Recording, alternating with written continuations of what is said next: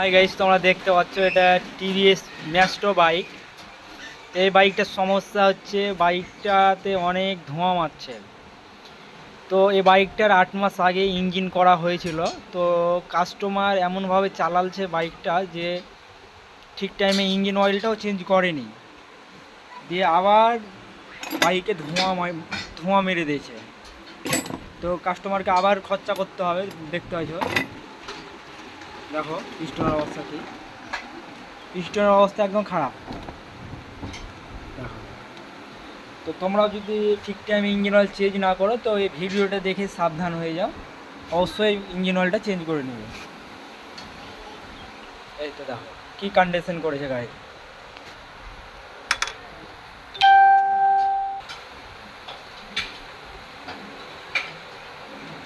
সমস্যা হয় তো মানে ইঞ্জিন অয়েল কাস্টমার চেঞ্জ করেনি তো যত দোষ হবে গ্যারেজওয়ালার, যে তুমি 8 মাস আগে ইঞ্জিন করলে কী করে করলে, কিন্তু ওটা ভাবে না যে আমি ইঞ্জিন অয়েলটা ঠিক টাইমে চেঞ্জ করিনি। কী করব, এখন করতে হবে পিস্টনটা। এখন তার সাথে তর্ক করে লাভ নাই আমার। দেখো